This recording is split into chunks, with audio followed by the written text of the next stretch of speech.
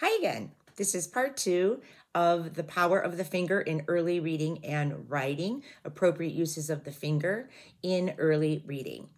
In part 1, we talked about the importance of dropping the finger for one-to-one matching at level C and teaching the child to put his finger or her finger in only when it's tricky to take a good look at the word when problem solving. Today, we're going to talk about teaching the child what I call the slow check, sliding their finger under the word and matching the sounds and the letters together. Some kids, or most kids, actually pick up pretty easily on this, but others need a lot of practice to control it. So they need to physically learn to match their finger, their eyes, their ears, and their mouth. It's a coordinated activity, like I said, that needs practice for control. It requires learning the coordination. First up is a video of a little boy, first grade, who clearly needs to learn this task. To be, but. Okay, let's try that again. But. Does that look right? Okay. Bug. Bug. G. Good job. Did you see how when your finger was here? G. What did you hear? G. What were you looking at?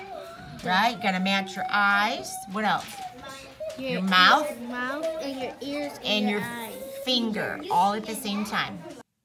And now another of a boy who is learning to check it when using sound boxes.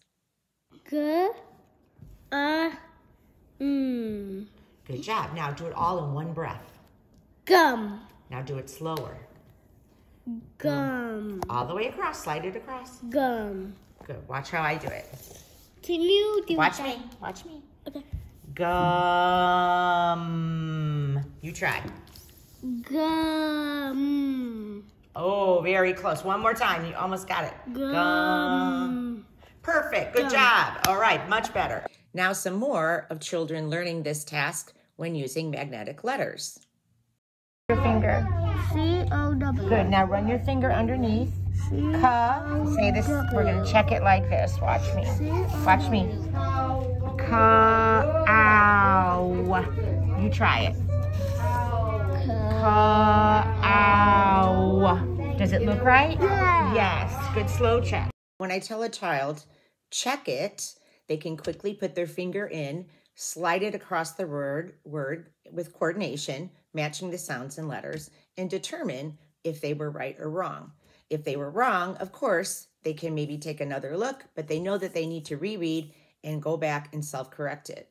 Sometimes I ask them this just to make when they're right, just so they know that looking across that word is, of course, always important.